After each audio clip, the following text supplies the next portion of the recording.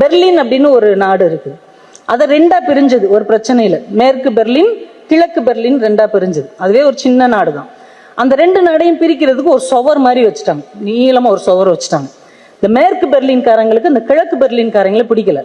அவங்க மேல ஏதாவது கோவத்திலேயே வெறுப்பிலையுமா இருந்தாங்க. இவங்க என்ன பண்ணுவாங்க, அடிக்கடி சாக்கடை அள்ளி அந்த சுவத்துக்கு மேலே எறிவாங்க.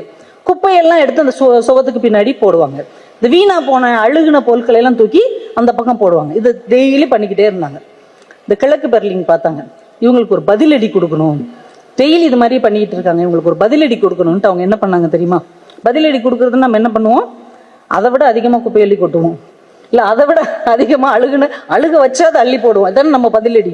அவங்க என்ன பண்ணாங்கன்னா, நல்ல பழங்கள், அழுகாத பழங்கள், பிஸ்கட், சாக்லேட், நல்ல புத்தகங்கள், நல்ல விளையாட்டு பொருட்கள், நல்ல காஸ்ட்லியான பொருட்கள் எல்லாத்தையும் எடுத்து அந்த சைடு தூக்கி போட்டாங்க. போட்டுட்டு ஒரு அட்டையை வச்சாங்க. யார் யார் அவரவரிடம் என்ன இருக்கிறதோ அதைத்தான் மற்றவருக்கு தருவார்கள். முடிஞ்சு.